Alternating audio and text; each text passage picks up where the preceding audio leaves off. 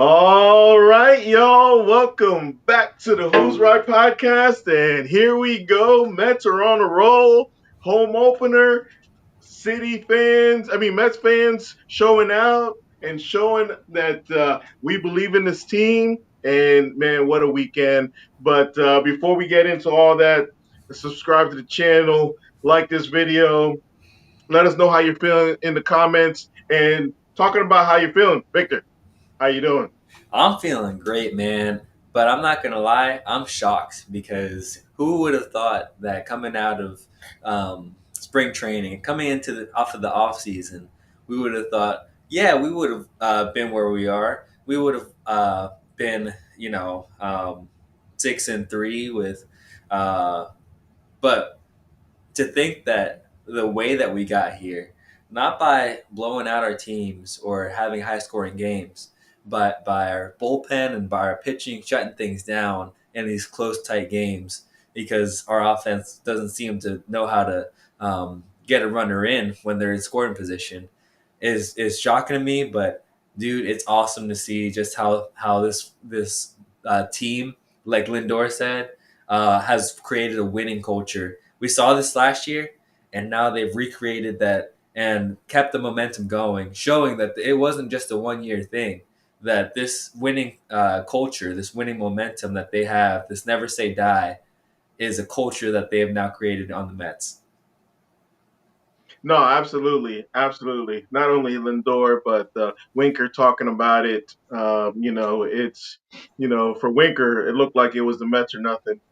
He wanted to be a Met, no matter what, and we're glad to have him. Because we loved him. We love to hate on him, and we love him as a Met. So I'm so glad that he's a Met.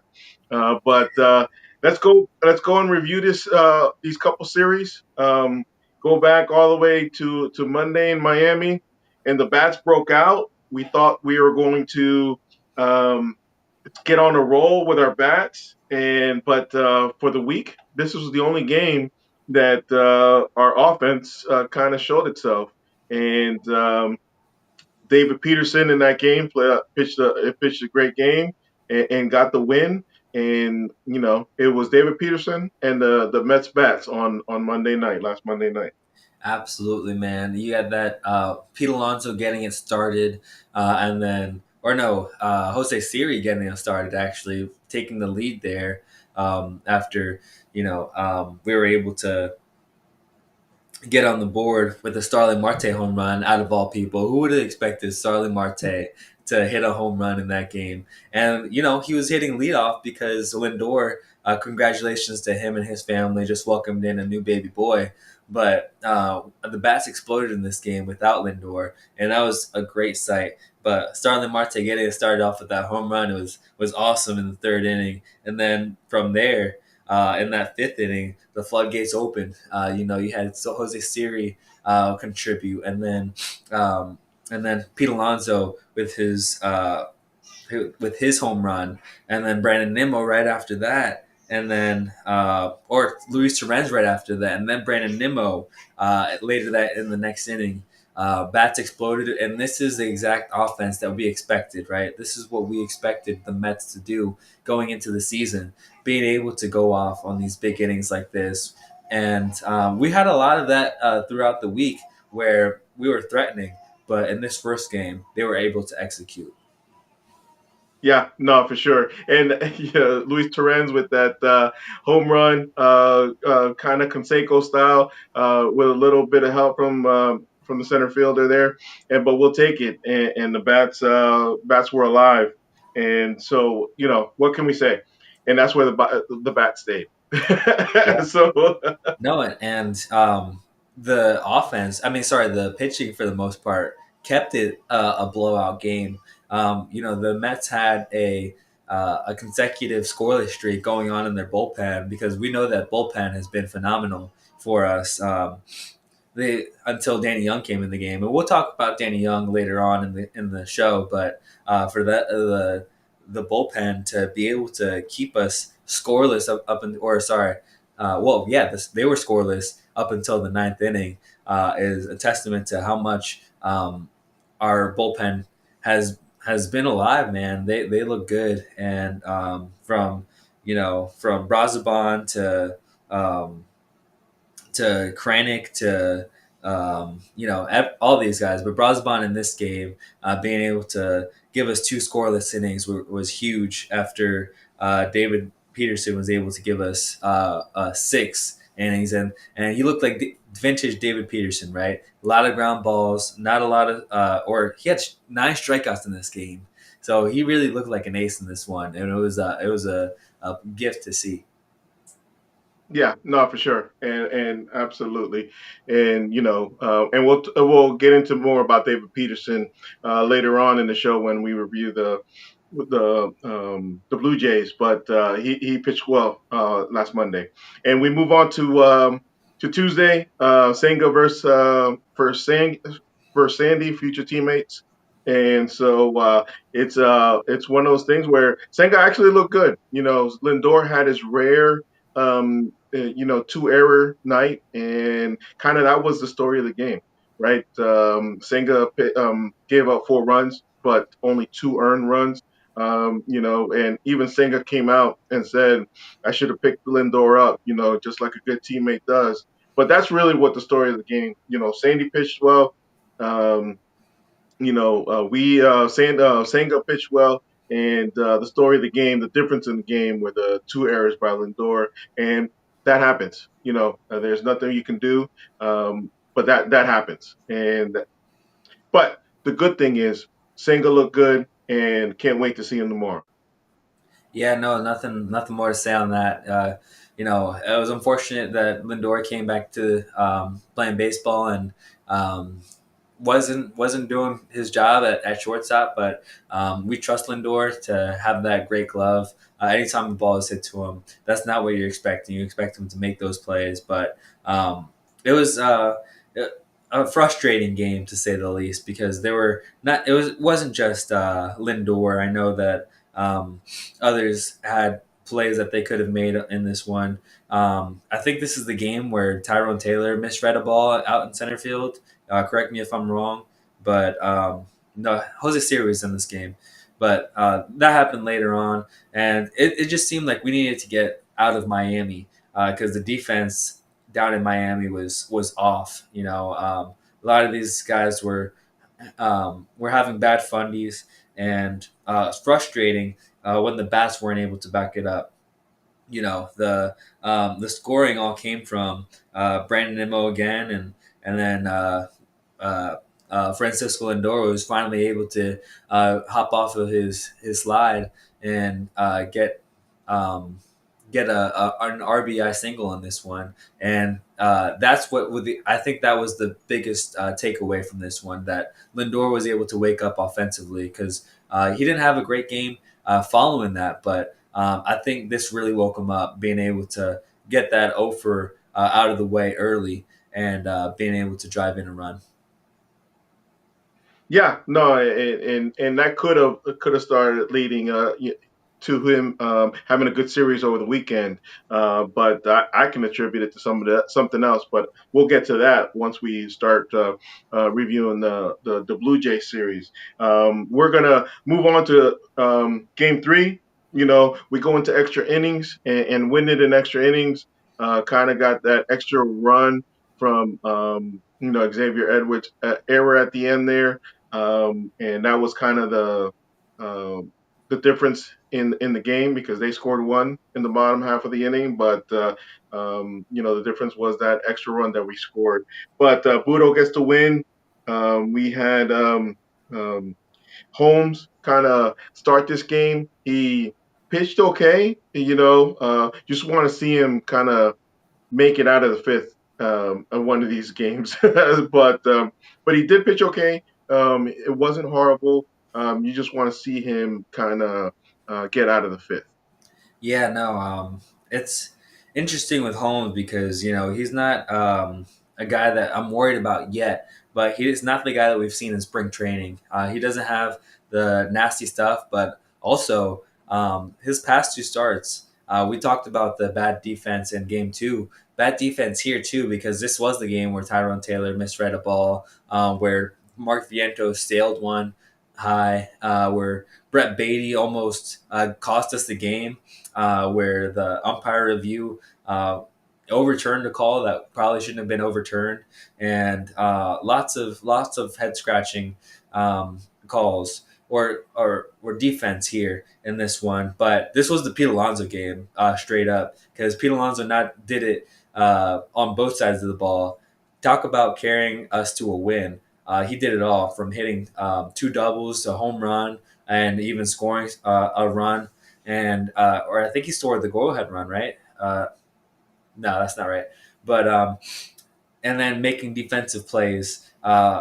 That's what's impressed me the most, I think, out of this Pete Alonso season, because we know that he's got it with the bat. We know that he can hit home runs, hit doubles, hit for power, and he's even hitting for high average. And I expect that from Pete Alonso, but I think we've seen him really focus on his defense this offseason, where he's able to make these stellar plays, these diving plays, where he's not just diving to the ball, but he's diving to the bag too, where he's able to turn two with ease now. And he just seems confident at that first base position. And a confident Pete Alonso is a good Pete Alonso.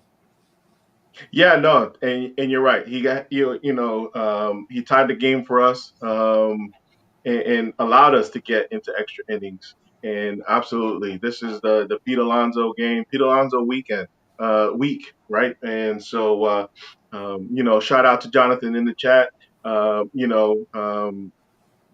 Our pitching, our starting pitching, is what's holding us up right now. But like Jonathan says, we got to get past the fifth inning. We got to get our guys to keep it going, and because it's good now because our bullpen is fresh. But this is one of those things where eventually we want our starting pitching to last a little bit longer. And right now, it's okay because it's the beginning of the season, right? You expect pitchers not to go deep. You do want them to go at least five, but you do still expect them not to go deep, and you do expect them. That's the reason why we have multiple inning guys in the bullpen, is to have these guys kind of back up these guys because they're not a full 6, 7 innings ago yet. The only thing is, I want to see Kranick because he's kind of been the only pitcher that's been. I mean, not Kranick, sorry, Holmes, because he's the guy that's been ready the most because he started spring training early. I wanted him to get out of the fifth inning. That's really what I want to see.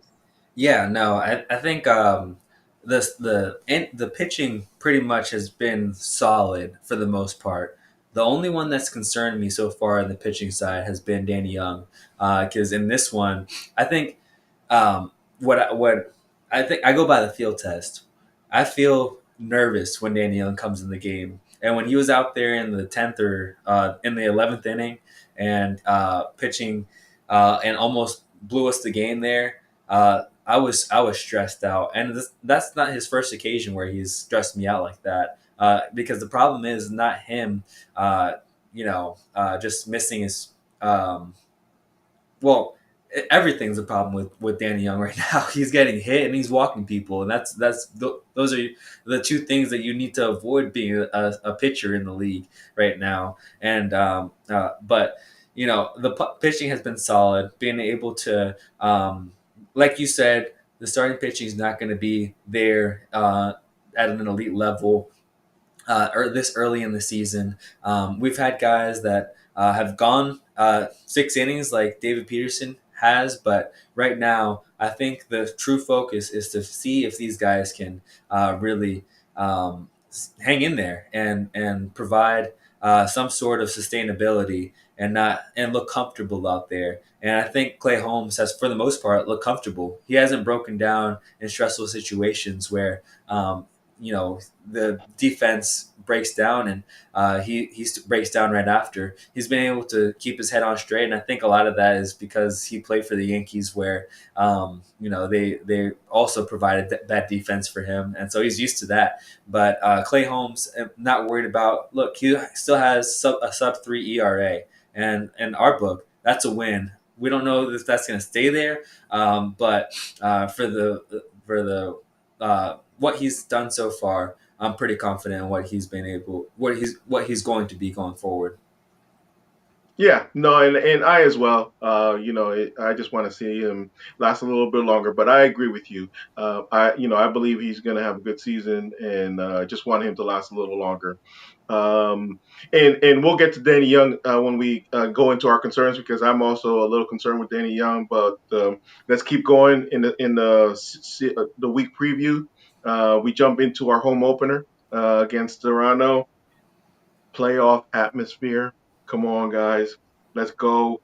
I felt it through the TV. You heard my girl over the TV. You saw the crowd get into it and sing with it, and even Gary was getting chills.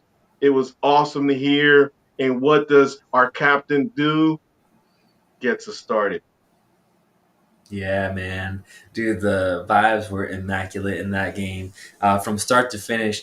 Dude, I tuned into the game early, and I never tuned into the games early, but I wanted to feel the electricity of City Field, and that place was packed from the very get go. When they were doing the announcements, it really felt like there has been a culture shift. When Steve Cohen called us out, called the fans out, and over the off season, I think they heard that and they showed up all throughout the weekend. Even in game three, Gary was talking about the electricity in the building, and you could really feel it. And like you said, I think. Well, you kind of hinted to it earlier in the episode where said that RBI single woke Lindor up, but I think being home and hearing that crowd is what woke him up. Hearing my girl chanted and hearing the support, because believe it or not, not Lindor. Sorry, Soto didn't get the biggest cheers. Pete Alonso didn't get the biggest cheers. Francisco Lindor got the biggest cheers, and I think that's just a testament to what he means to this organization now. Yeah, no, for sure. He's our captain. I love Soto that he's a Met. Pete still mixed about, but I'm still cheering for you, Pete.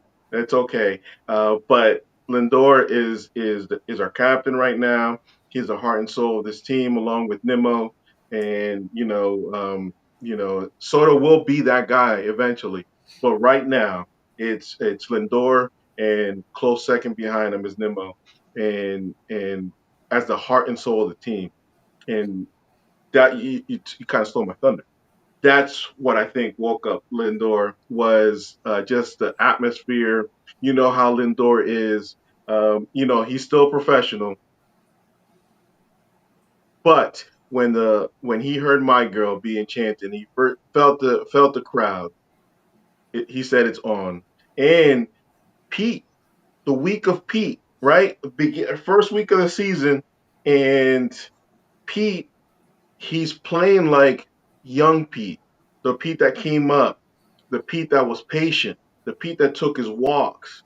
One of the things, and I don't know, we saw this in the playoffs last year, right?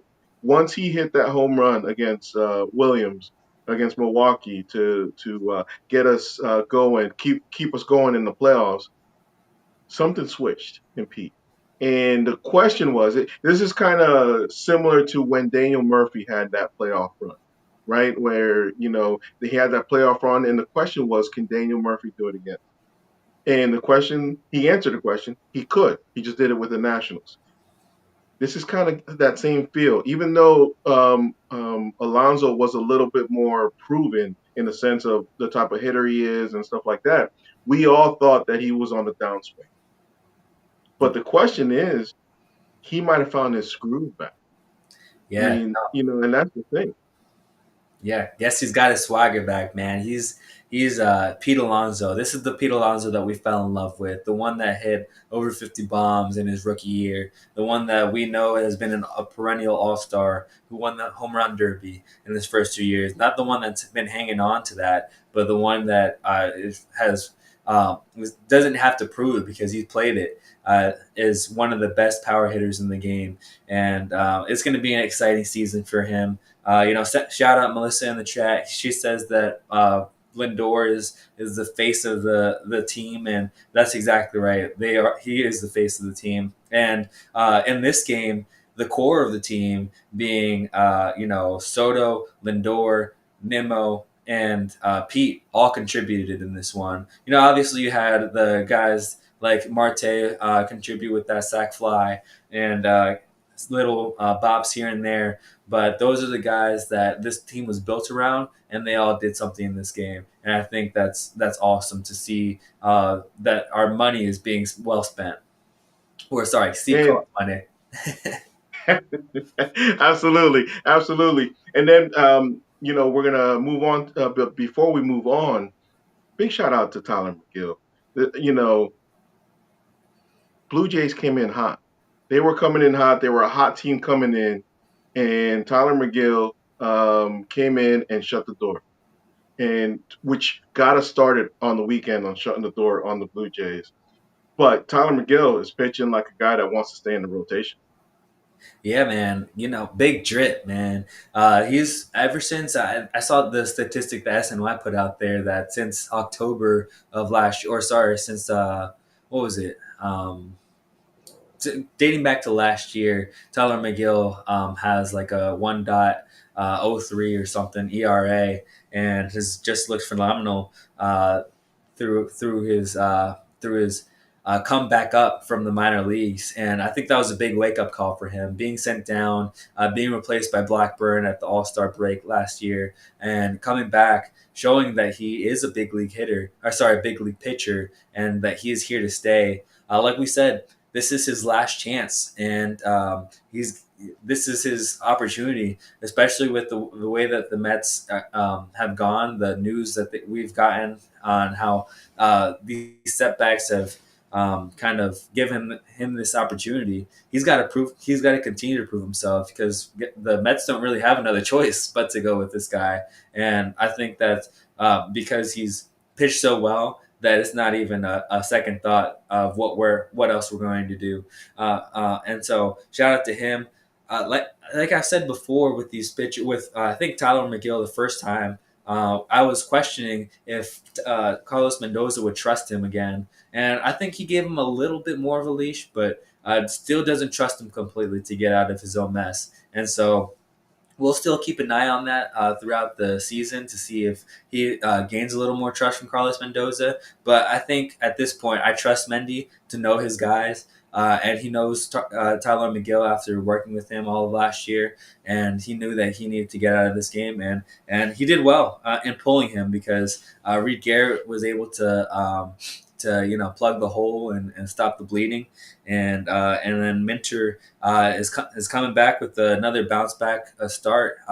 He might be one of those guys that needed to be home again and feel the electricity of the crowd because him and City Field has looked really well, or he's looked really good here. And it's just it's a little picture into what this pitching staff can really do.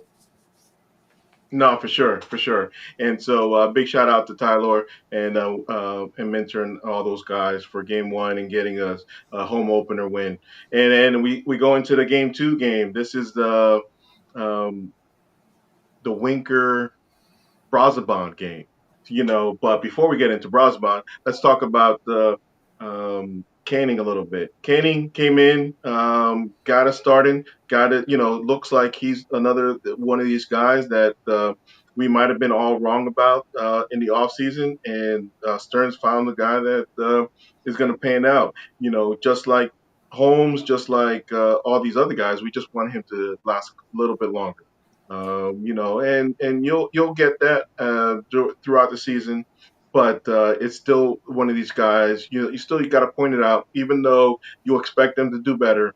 You still got to point out that you want them to kind of last five, at least 5 innings. But this could have been one of those things where Mendoza wasn't going to get burned again, right? He wanted to see a little, Canning got into a little bit of trouble in the fifth, and he said, "Well, I'm not going to get burned again." Canning hasn't really deserved it just yet, even though he's pitched well. And Vladimir got on on board, got a single, got on the base pass, and that's the only run that Canning gave up. And then Budo came in right after him, but still a good outing by Canning. So I do want to point that out. Yeah, I was one of those guys in the off season where we signed Canning, and I was like, "Who? What are we doing? Why are we signing Canning?" And I'm not gonna lie, I wasn't happy about the decision because it was really early in the off season that we did that. But he's proven me wrong so far, and I'm not gonna say this yet because it's so early in the season. He's only had 2 starts so far, but man, the Mets pitching lab is doing something right with if they're able to fix guys like Luis Severino last year and Sean Manaea last year, and then do it again with Clay Holmes and Griffin Canning, like I said, it's really early to tell because not a lot of fans are happy with Clay Holmes or even Griffin Canning. They have about around the same ERA and aren't able to go long, but I think they look solid at starting pitching and looks really good. But the story of this game, is the bullpen being able to shut things down. Brazaban coming in this game and pitching two and a third scoreless frames. And looking phenomenal while he's doing it, locating the strike zone really well. I think that's the biggest change because last year I was excited when we got him from the Marlins at the trade deadline, and I thought he was going to be the guy that was going to really solidify this bullpen, and it flopped. And but I think he's getting back to his confidence. Pitching in New York just takes a little bit of an adjustment, and he looked like he really wants to be there, and all the jitters are out. So great to see him really come through for the Mets here. And like you said, I think you mentioned this, Jesse Winker, man. He wanted to be here, and I think that he's one that also feeds off of the energy of the crowd. Man, this whole Mets team is just going to be so exciting to watch when they're at home because they just seem to really get into it. And Jesse Winker is one of those guys hitting two triples. I hope his hamstrings are all right. I know that Lindor made the joke after the game that all that running might have done something to him, but he seemed fine today. But also, great to see him become the National League triples leader in the league right now. Yeah, absolutely. Big shout out to G in the chat. With Kenny, he has toughened it out. He is a dog, I think, as well. And with the biggest thing about the Winker at bat wasn't that he came through because we've seen this from Winker before, but is that Mendoza let him in when there was a lefty on the mound. You know what I mean? And that's kind of the biggest thing that he came through when there was a lefty on the mound and he didn't pitch. He didn't pinch hit for him. He could have thrown in there Acuna or I forget who else was on the bench right there, but I know Marte had already pinch hit. So, but the biggest thing is that he came through against a left. Yeah, well, did you hear what Mendoza said after the game on why he made that decision? Yeah, That gives me so much confidence in Carlos Mendoza because he's able to read those little things and able to see those things. Being a young manager, that's not something that you can just like double take or sorry, just look past because that's a big league manager kind of thing to analyze like that. He said that he saw Soto and Nimmo take good at bats being lefties, and that the lefties seemed like they were seeing him well. He's already hitting well in that game, and so he gave him the shot, and so shout out to Mendy. I think that he's really the MVP of that scenario, maybe even the game, leaving Jesse Winker in the game. yeah, no, for sure.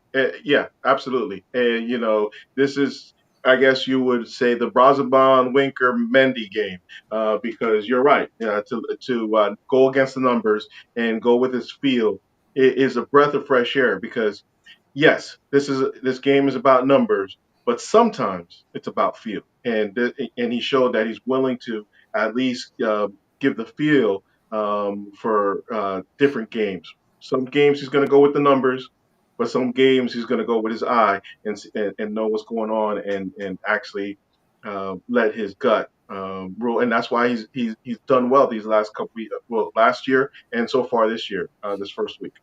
Yeah, no, and the last thing I'll say on this game is that Siri is electric to watch in the base pass, man. Even if he's not even if he's not doing anything, he's just getting in the pitchers' heads and causing havoc. And it's exciting to see.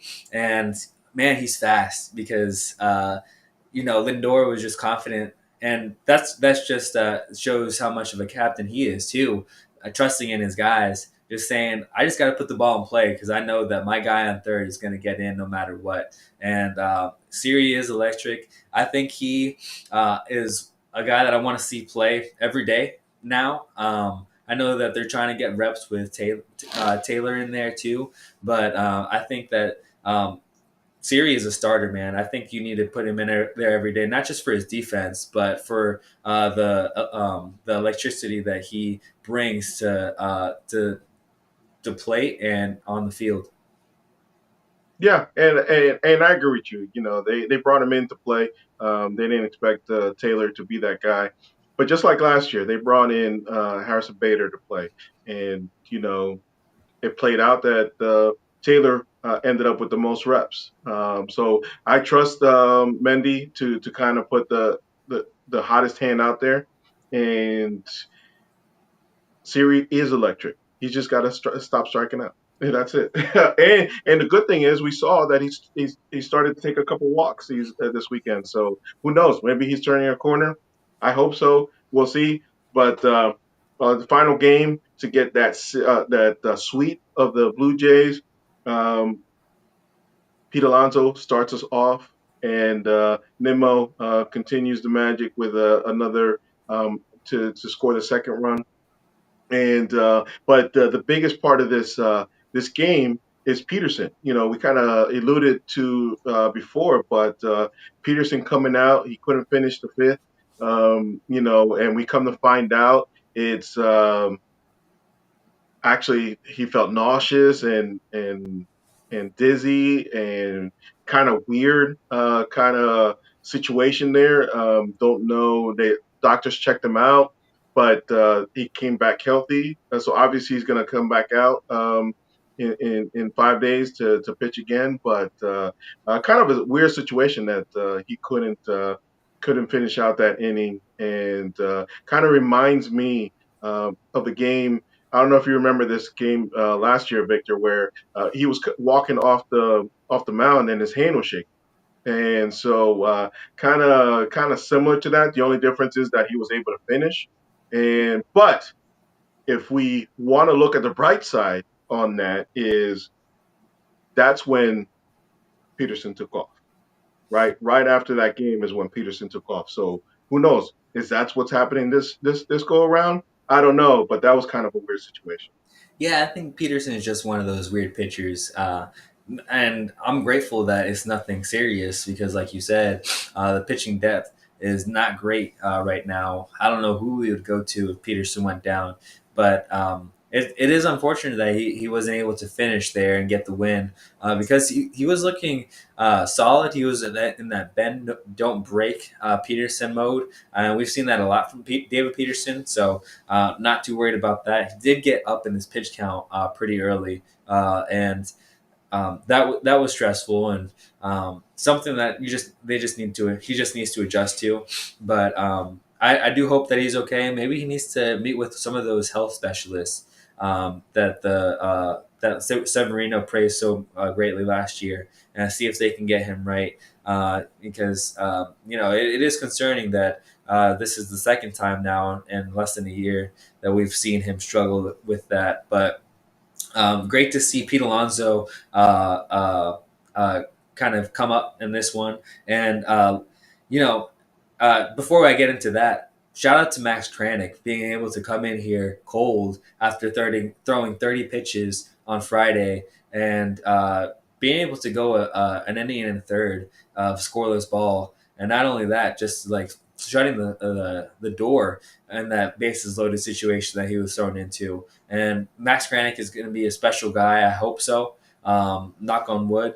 But I hope that he's going to be one of those pivotal pieces that we saw, one of those Daniel Nunez pieces that we saw last year, that one of those breakout guys that we could really rely on. And who knows if push came to shove, I know that we talked about Jose Budo ramping up for starting, but maybe Max Kranick even gets that nod too, and they start ramping him up, and that's not something that we can complain about either because he's looked so good. But so far this year, I think 7 innings pitched, no earned runs, and he's got like a walks hits inning by innings pitched of like a less than a point oh 0.08 or something, or 0.017 or something like that, something crazy like that. He's only allowed like one base runner in the time that he's been out this year, and so great stuff from Max Kranick, and shout out to Reed Garrett being able to come in there and also pitch a scoreless inning, and Edwin Diaz always gives us a heart attack, like Jonathan said earlier, but is able to get the job done. Yeah, no, for sure. And yeah, Max Kranick gets his first win as a Met, and so excited, first of many. And who knows? I don't know if it's this year for Max Kranick as a starter, but I wouldn't put it past him to be a starter maybe next year, or the year after that. But I think for this year, I think he'll stay in the bullpen, especially if Blackburn's coming back soon, which I think he is. But I do see Matt Credit potentially being a starter in the future if he continues on this road. But yeah, and then we finish it off with Edwin Diaz, heart attack every single outing. It seems it's kind of let's get into the concerns because we're talking about Edwin Diaz, and I don't know if we need to be concerned about Edwin Diaz, but kind of like Jonathan said, it kind of scares me too that Edwin Diaz is giving us a heart attack each time out now. It's not like he's giving us a breather. It's been every time out that he's given us a heart attack. Yeah, I'm not gonna hop on that train just yet. I still believe in Edwin Diaz as a closer. He was able to shut the door. He still has he still has a 0 ERA, right? And so he's not giving up any runs and blown any saves or even any games. He's got a 1-0 record with 2 saves now, and so he's still one of the best closers in the game in that sense. But it does stink that he has to stress us out to get there. But it's not like it's even anything too crazy either. A couple of singles here. He didn't seem to get hit all that hard. And in this final game, the 2 base runners that were on were both guys that he hit. He was able to get Vladdy out on a weak ground ball, and so the velocity touched 97 in this series, and so that's something that we were concerned about. And like I said last time out, his confidence is what concerns me the most, and he still looks like he's confident out there on the mound. Yeah, no, and I hope that that's what it is. And so, um, I just don't like the heart attacks. There's a reason why we didn't like pitchers like Blake Snell coming over. Is we didn't want a heart attack on every batter, and so far that's what Diaz has given us. But that's okay, because like you said, 0 ERA. So it's we'll put it a little pin on it, but I just wanted to mention it as a slight concern, just like Jonathan, because it is a slight concern that he's given us a heart attack. But another concern that we have, or I know that you have, is maybe the Brett Beatty project is coming to a close, and it's unfortunate because I'm a big Brett Beatty fan, but right now I'm waiting for McNeil to come back because it's not like Acuna's doing much better. So I'm actually can't wait for McNeil to get back, and I'm also can't wait for Mauricio to start hitting, playing, so we can see him uh, get back to form. That maybe we see him at the end, towards the end of the season. But right now, the biggest concern is that Brett Beatty project might not be working out.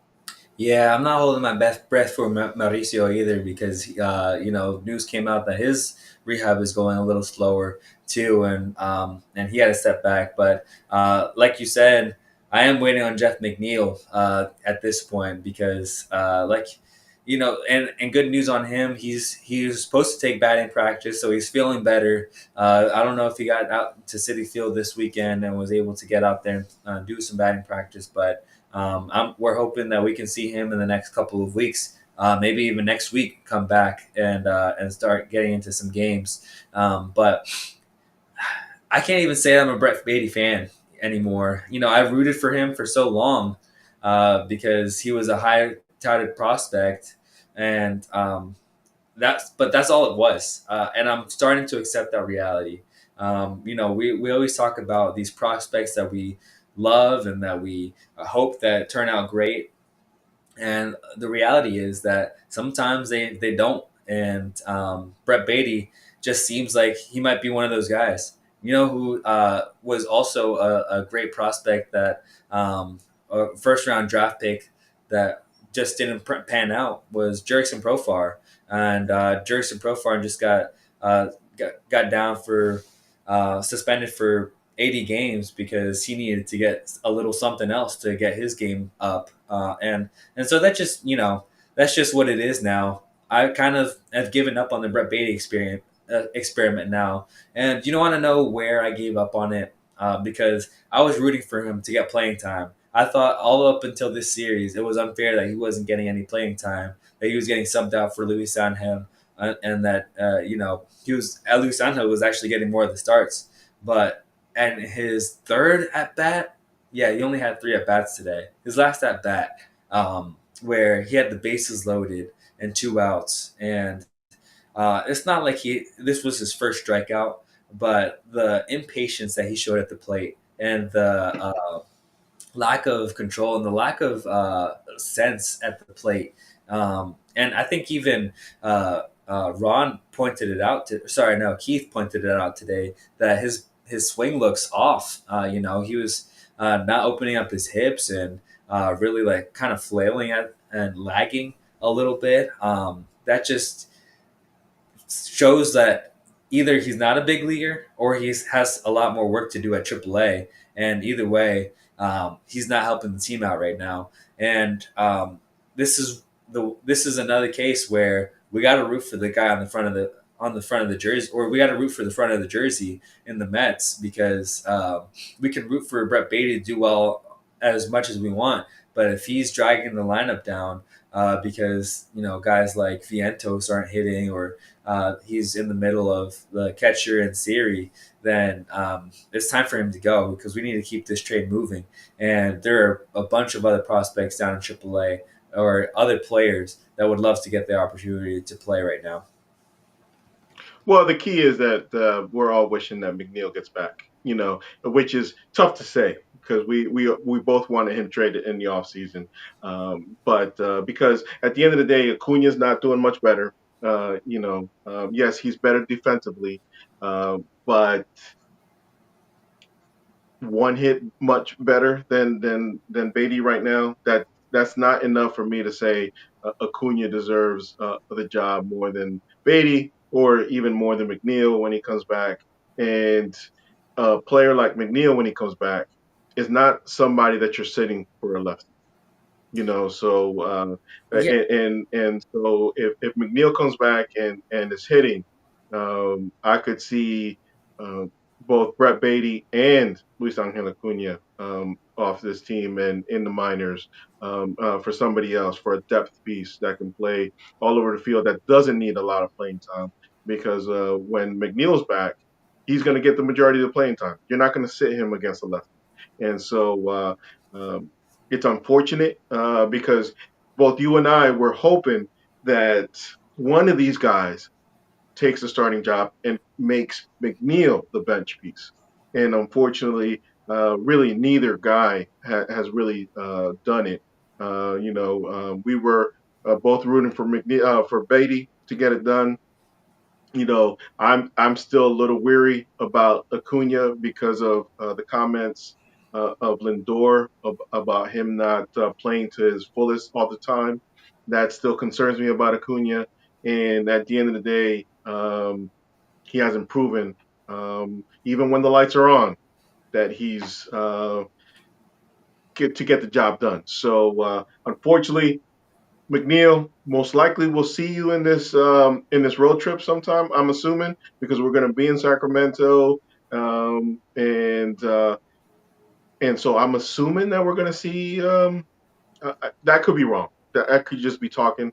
I know that everybody was at City Field, all the injured guys, because they were there for the announcements. Mendy wanted everybody on deck to hear the announcements, the player announcements, and stuff like that.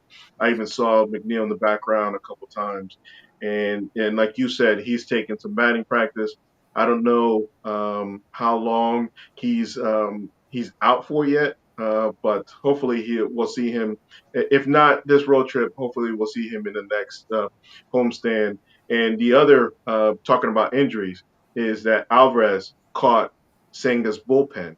So Alvarez is starting to catch. So the next step, I don't know how the whole process is, but at least he's starting to catch. And so we're going to see him soon probably start hitting.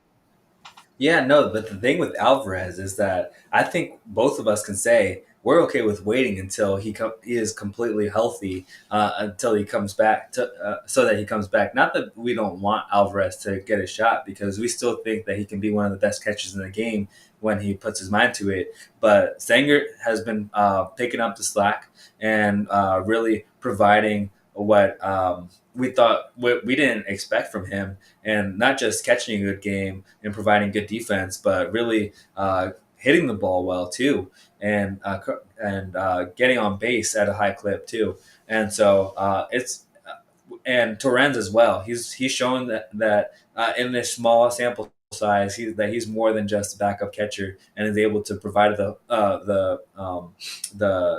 the starting catcher spot because the fact that Mendy trusts you in a pinch hit spot and puts you in there is saying a lot. And so we can wait on Alvarez coming back, but it's really the concern of we can't wait for McNeil to come back because that he's these two guys are dragging down the lineup, man, and it's not good. Like you said, you know, uh, Acuna provides a good glove at second base, and that's going to hold up for as long as it does. But and he's only had 14 at bats really, and I do want to see him on a larger sample size because he does provide some electricity when he cannot get on base. That's the difference between him and Beatty is that he's able to steal some bases, and I think he can do that effectively. But McNeil, if he's the vintage McNeil that I expect him to be this year,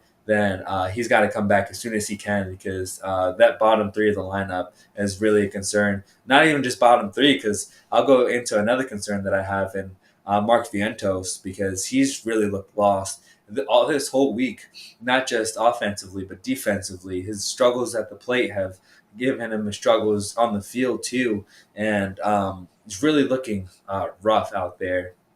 I don't know. I thought that being back at City Field would help him, but it really didn't. And now he's in this spot where he was looking like the original Mark Vientos that we saw come up in 2023, and that's concerning because if he's not back to Mark Vientos, how much of a sample size is he going to get? Because I don't think that he's got that job secure. I talked about it at the beginning of the year that although we like Mark Vientos, his job's not secure at third base because his glove isn't an elite third base glove, and if he's not hitting, then they'll replace that easily. And not saying with the Brett Beatty, but with a guy that can play better defense at third base and maybe provide something. And maybe Mauricio is that guy, but Mark Vientos is a concern to me earlier in the season, especially because he's been playing every day and has had those at bats, and they've moved him further and further down in the lineup, and I'm not sure how far they have to go to get this guy right. Yeah, no, and I'm with you. I'm with you with the bottom of the lineup. It seems like when we get to Vientos and either Beatty or Cunha, it kind of slows down the lineup because Torrens is providing a good bat right now. Um, but to go to Vientos, the only reason I wouldn't have him as a concern is because of today. Today he showed a bright spot. Went 1 for 3 with a walk, and even Keith was talking about it. Those kind of hits that he did get sometimes is what you need to get yourself rolling, and then with the walk. So a little bit more obviously, like you said, Vientos hasn't won anything yet, right? He has to still prove it another year to really solidify himself as a third baseman. But again, it's only the 1 week, and he hopefully this is his big slump. It's in the beginning, and because everybody's going to go through a big slump. Even Soto's not completely right yet, and not a concern. I'm just saying that he's not completely right yet. He's still getting his hits. He's still getting on base because he's Soto, but we still haven't seen Soto yet, which I'm excited to eventually see. And that's crazy to say because Soto is still hitting at a 250 average and a 838 OPS, which is not something to not that's not like bad at all. That's still pretty good for what he's for this quote unquote slump that he's been in. But we know that he's better than that than what he's been doing, and we could see the frustration in his face, especially in some of these games where he goes hitless all up until the last few innings and is able to finally get on base somehow. But we're not. I'm like you said. I'm not concerned about Soto. But also, like you also said, Mark Vientos does need to prove it a little more, and I hope that he does so. But last concern because we're gonna pick up the vibes a little bit in a little bit because we get to play the Marlins again, and hopefully that will continue the good vibes. But I want to stop seeing Danny Young. I know that we need another lefty, but Jake Diekman, it gives me Jake Diekman vibes all over again. Where this guy was on the team for so long because we couldn't get rid of him because we were afraid to DFA him, and I don't want to see the Mets make that same mistake. Because how many games did Jake Diekman blow for us last year, and how much stress did he get us? And so that's my last concern is Danny Young. We thought that this was going to be a bounce back year for him from what he was able to do last year, but you know, I'm kind of sick of it already. No, absolutely. And but this is why it's not a concern to me, even though it is a concern. Um, Either Daniel Nunez or Blackburn is about to take his spot. One of those guys is about to take his spot. He's a placeholder right now. It's unfortunate to say you want to have two lefties in the bullpen, but I don't think it's going to happen. Uh, you just want good lefties in the bullpen. And right now, the way Danny Young's can't has lost his control this year, towards the end of last year, and again this year, he doesn't have the same control that he had in the middle of the year last year. And I don't know what's going on with Danny Young, but right now he's hard to watch. And so I believe he's just a placeholder for Blackburn or Daniel Nunez. Most likely Blackburn because we're going to end up going into a six-man rotation soon. And with Manaya not coming back right now because he tweaked or his rehab got delayed. Um, Blackburn's the next guy up, and that's the guy that I think is going to replace Blackburn. I mean, replace Young in the next week or so when he's ready to come back. Yeah, So no, and that's completely fine. I think that we're all confident with the bullpen right now and the depth that David Stearns has in it. yeah, no, absolutely, absolutely. So let's get to the who's right part of the podcast, and the reason why Victor said that we're going to lift your spirits is because we both sucked at our picks. you know, Victor picked Nimmo, McGill, and Vladdy. He was actually the closest. I picked Vientos, Peterson, and Edwards. But we could all agree this was the Pete week. Pete kind of won us a series of Florida, got us started not only in the home opener but also today.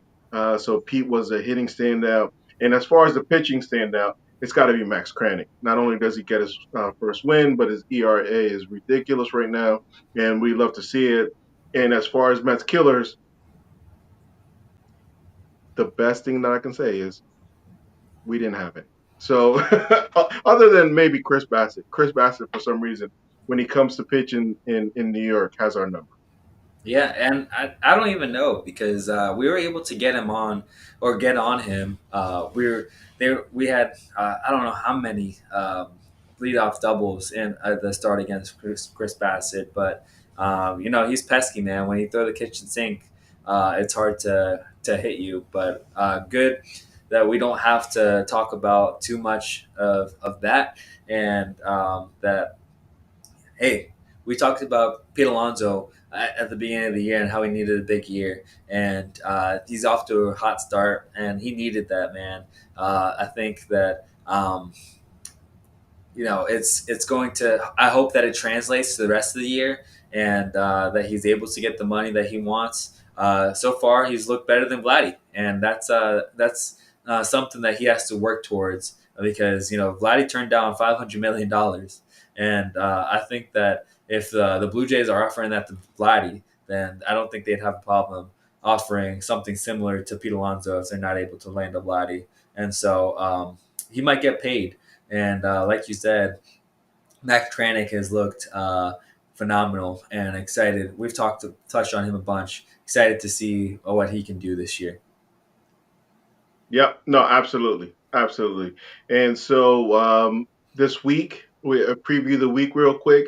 We got the Marlins and Sacramento or slash athletics because they don't want to be called Sacramento. But you know, we get our first after the Miami series, we get our first road trip to the West Coast. And you know, there's nothing else to say. You know, we get to go against Miami. Hopefully, they've we see them in New York and see that get the good vibes to continue and not see what we saw from the Mets offense or at least a better version than we saw in Miami. And and with the Athletics, they're pesky. We might even see our old buddy Severino, and they're right now they're hitting. Obviously they don't got much pitching, but it's a pesky team, and I forget who said it, but somebody said it. These are the teams that in the beginning of the season you don't want to face because in the beginning of the season everybody thinks they have a shot, and this is where we are with these two teams. So we got to hit them hard, hit them early, and get the job done and get the series W's on these two. Yeah, no, you said it, man. Let's just hope that the bats wake up. It's really gonna rely on the bottom third of our bottom quarter of our lineup. Really, they've gotta show up. They gotta hit. These guys in front of them are getting on base, and rallies are dying. You know, I didn't love the runners in scoring position statistic this past week, and we gotta change that if we want to be competing with these big dogs in the National League, then you got to score runs because not only do these guys have pitching, you know, we were just got to the privilege of watching the Phillies versus the Dodgers, and those that shows you just how that there's levels to this game. The fact that these two juggernauts are able to face off and score runs against each other with bullpens that they've built up and the starting pitching that each team has is a testament to show that not just one side is going to win you baseball games. It's not going to just win you a World Series. You need to have the full picture. You have to have the full package. And the starting pitching, the bullpen has been there. The hitting has not completely shown up. And so, who knew that we were going to say that? And I think that this is where we get right. This is where we have to get right with the Marlins and Sacramento going forward. So they don't have the best pitching staff, so our bats have a great chance of waking up and getting off to a hot start in this one. Yeah, no, for sure. And so that leads us into the next stage of the podcast, and we pick our players for the week. Um, and you went first last week, and so I'll go first this week, and I'll keep this short. I'm gonna go with Lindor. I'm gonna go with our captain. I don't know how we didn't pick him before, and yeah, I'm gonna go with Lindor. I was actually thinking about picking Soto because I think he's gonna finally wake up in this West Coast trip. But for me, I think I'm gonna stick with Lindor. Lindor had his baby, and obviously had the rough start in that first game, but just like last year, or yeah, last year, um, right after having a baby, he started taking off. So maybe that's the correlation. Yeah, yeah, no, you stole my pick, man. Lindor, I set that up just so that I could pick him this time around, and but he plays off of vibes, man, and he well that he won't say it, but I do think that he feeds off of the crowd, and being at home for that first series is going to set the tone going into it or going to the rest of the week.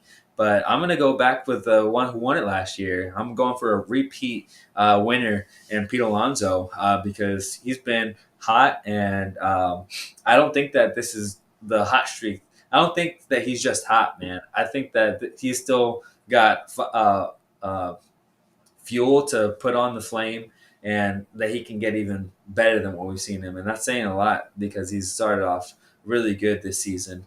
Um, it does scare me that both of us didn't choose Soto because I do think that he is due to break out in one of these. So hopefully, one of us does get a point this time around, and we're not just sitting here looking like fools, not going with the $700 million man. But I do think that Alonso is able to get more RBIs and a couple home runs in this week. No, for sure, for sure, and absolutely, you can't go wrong with picking Alonso. And you're right.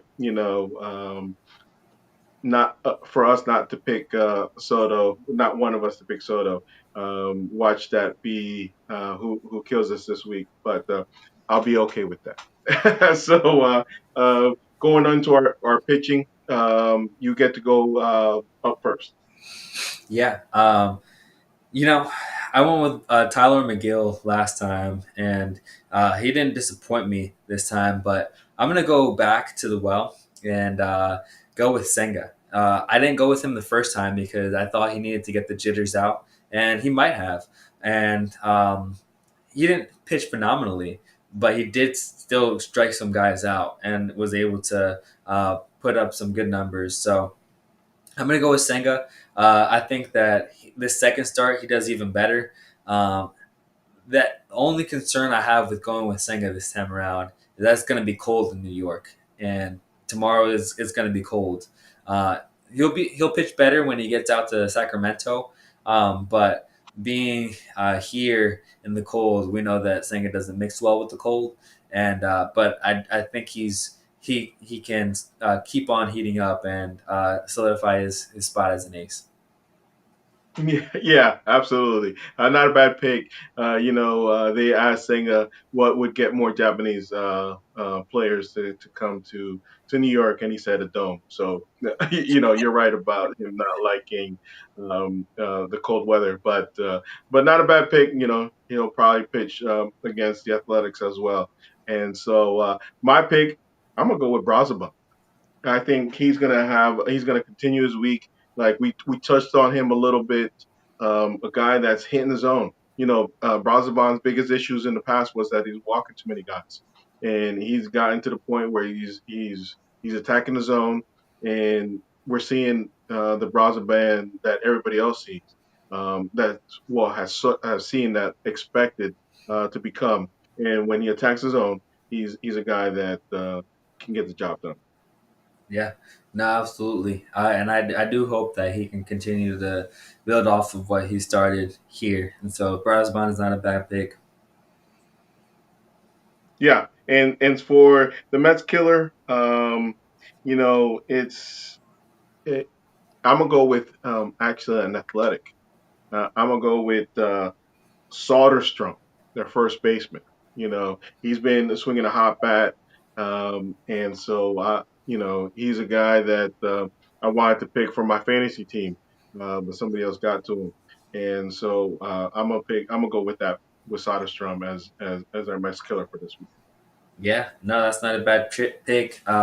Someone else who is off to a hot start is one of their rookies, and Jacob Wilson. So that's someone to look out for. But I'm gonna go with a guy that got paid a lot of money this offseason, and Lawrence Butler. I think that he's their leadoff guy. He's one of the faces of their team, and he's not doing too bad either. He's he's still exciting out in right field and able to play really good baseball. And I do think that he's probably not the most exciting player at the plate, but I think he can do something here. But like you said, both these teams don't have anything like too exciting. So let's hope that none of these guys kills the Mets. Absolutely, yeah, and just like last year, we pick them just to talk about the other team, but we just want them to be little pinches, not the thorns that it sounds like. But good pick out of you. Butler did get paid, and he's a guy that expected to do really well for them. So great pick out of you, and we'll see. Hopefully, we get on the scoreboard next week.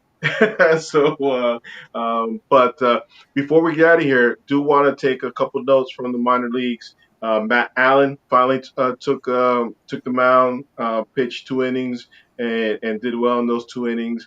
And Nolan McClain got the start today in Double A and did well, and up and down starts for Sproat and Tidwell.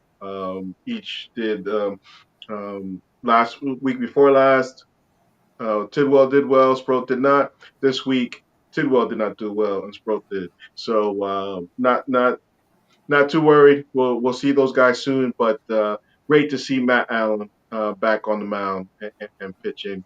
And quick update for the minors real quick. Right there. Yeah, hopefully he continues to build his way up. He was one of those, like you said, high regarded prospects early on. Then he got hurt, so he's starting off in low A and making his way up. And hopefully he continues to build. But big shout out to Dom Hamill too, because he had a great start. And the one guy that we could argue is the most major league ready is probably Dom Hamill. If we do need to see another pitcher up here soon, and it's good to see him pitching well in AAA, because we know that's where he got stuck for a while, and he was once a highly regarded prospect, and so hopefully he continues to build off of that. We saw Mike Vassell pitch over for the White Sox this past week, and that kind of hurt me too, because I was excited about Mike Vassell. But if we get Dom Hamill to pitch well, then I'll be good with that. Yeah, no, for sure, and he did pitch well. So it's one of those things where Don Hamill, if a scary thing like today would have been worse, he might have been the first guy up. So I do agree with you with that. But before we get out of here, hey guys, um, subscribe to the channel, like this video, and on replay, let us know what you're thinking. Let us know how you're feeling about the week, and you know are we going to do well on the West Coast? How you feeling about the home opener? How you feeling about Pete? Let us know how you're feeling. I'm still rooting for Pete because the front of the jersey, as long as he puts up home runs and keeps doing it for us, I'm gonna keep rooting for Pete. How about you? But before we get out of here, Victor, any last words? No, man, I'm excited that we're here. Baseball finally feels real because we're able to see baseball at City Field, and so excited for what the season holds. There's a lot, like we saw this past week. There's a lot of juggernauts out there in the league right now, and so we got to keep our our stake stock high with and continuing to beat up on these teams and showing why we're a big market top dog. And so I hope that the Mets can do so and prove that this week. Let's go Mets, baby. Yeah, let's go Mets. See you next week.